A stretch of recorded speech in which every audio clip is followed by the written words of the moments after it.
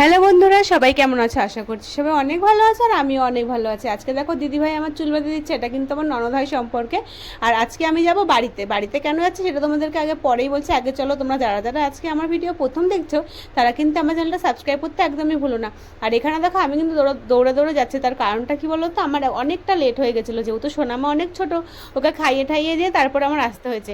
আর ও কিন্তু একা একাই থাকতে পারে, এখন কিন্তু কোনো ব্যাপারই না ওকে আমার রেখে তারপরে আমি কিন্তু বাড়ি যাচ্ছি। আর আমার বাড়ি চাকদা থেকে হালিশহর অনেকটা ডিস্টেন্স, অনেকটা দূরে, তারপরেও আমার কোনো ব্যাপার হয় না, ও আমার শাশুড়ির কাছে থাকতে খুবই ভালোবাসে।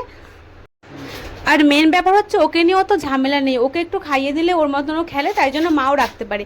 ও তোমাদেরকে যেটা বলবো সেটা হচ্ছে, তোমরা অনেকেই আমাকে বলেছো আমি এত জোরে জোরে এত স্পিডে কেন কথা বলি। মেন ব্যাপার হচ্ছে আমি কথাটাই বলি ওরকমভাবে। দেখো তোমাদের সাথে কথা বলতে বলতে আমি কিন্তু চাকদা স্টেশনে চলে, আর এখান থেকে ট্রেন ধরে যাব হালিশহর। আর আজকে দেখো আমি তোমার সাথে কথা বলতে বলতে না, আমার ভয়েসটা আমি এত আস্তে করে কথা বলছি, কারণ আমি এভাবে কোনো সময় কথা বলি না, কিন্তু তোমার সাথে ভয়েস ওভার দিতে, তোমরা যেহেতু আমার কোনো ভয়েস ওভার কোনো কিছু বুঝতে পারো না, তাই জন্য আমি এভাবে আস্তে আস্তে কথা বলছি। কি করবো, যাই হোক, তোমরা বুঝতে পারো না তাহলে আর কি করা যাবে। আর এখানে দেখো আমার মুখ চোখ দেখে তোমরা কিছু বুঝতে পারছো না, আমি বলছি আমি ওখানে গিয়ে অনেকগুলো ট্রেন আমাকে পাল্টে পাল্টে আসতে হচ্ছে। তার কারণ হচ্ছে ট্রেন আসছিল না, আর যেগুলো আসছিল সেগুলো সব লালগোলা। আমি ভেবেছি রবিবার হয়তো ট্রেন ফাঁকা থাকবে, কিন্তু সেটা একদমই ছিল না, ট্রেনটা অনেকই ভিড় ছিল। আর যেহেতু সামনে পুজো, সবাই কেনাকাটা করতে ব্যস্ত ছিল, তাই জন্য ট্রেনটাও ভালোই ভিড় ছিল। আর সেরকম অনেকক্ষণ পরপর ট্রেন দিচ্ছিল, আর যেইগুলো আসছিল সেগুলো সবই লালগোলা ছিল, আমাদের হালিশহরে কোনটাই দাঁড়াচ্ছিল না। আর এখানে দেখো দেখতে দেখতে কিন্তু আমি চলে এসেছি কাছাকাছি। এই মদনপুর যেতে রাস্তাটা যে পড়ে, এই রাস্তাটা আমার খুবই ভালো লাগে, আমি যখনই যাই না এই রাস্তাটার একটা ভিডিও করি। কোনো সময় তোমাদের সাথে শেয়ার করা আর হয়ে ওঠে না, এখনই শেয়ার করে দিলাম। আর দেখো এই যে দূরে কাশফুল হয়েছে, সামনে দুর্গাপুজো না, এই কাশফুল দেখলেই কিন্তু পুজো পুজো একটা ভাব চলে আসে, তাই না? আর এখানে দেখো বাড়ির কাছাকাছি কিন্তু আমি একদম চলে এসেছি, এই যে হালিশহরে এখন আমি নেমে যাব। আর নেমে গিয়ে তারপরে আমার তো খুব মজা হচ্ছে, কারণ আমি একা একা বাড়ি যাচ্ছি, আর অনেক দিন পর মাকে দেখতে পাবো। অনেক দিন হয়েছে আমি বাড়ি যাই না, আর আমি একা একা কিন্তু যাতায়াত করতে এখন শিখাই গেছি। আর আমার বাড়ি হচ্ছে কিন্তু ডাউন প্ল্যাটফর্মে, না আপে।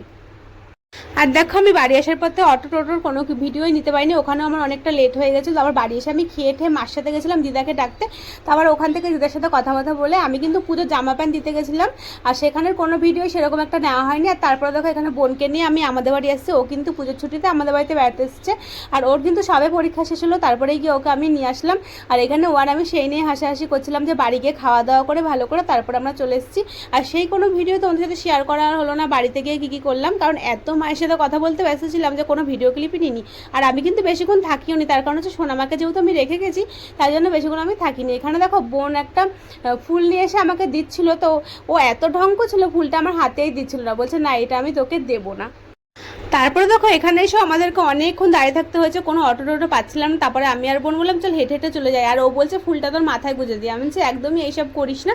তারপর দেখো অনেক সময় অনেকক্ষণ দাঁড়িয়ে থাকার পর কোনো অটো টোটো পাচ্ছিলাম না বলে আমি আর বোন হেঁটে হেঁটে অনেকটা দূর চলে গেছি। আর ওকে বলছে দে আমি একটা ভিডিও করি ফুলটা, তুই তো দিবি না আমি জানি, একটা ভিডিও নিতে বা কী হয়, কিন্তু ও সেটাও করছে না, ভিডিওই করবে না, ফুলটাও দেবে না, ভিডিও করবে না। তারপরে দেখো আমরা টোটোর মধ্যে উঠে বসে গেছি, অনেকক্ষণ হাঁটার পরে তারপর একটা টোটো পেয়েছি। আর আমাদের এখানে কিন্তু এরকম হয় না কোনো সময়, আমরা ভাতৃসংঘ থেকে যদি যাই তাহলে অনেক সময় টোটো পেয়ে যাবো। অবশ্য তোমাদের আর কী হবে বলে, তোমরা তো ভাতৃসংঘ চেনেই না। তারপরে যাই হোক এখন আমি হালিশহর স্টেশনে চলে এসেছি, দেখো আর এখানে এসে টিকিট কেটে বসে আছি।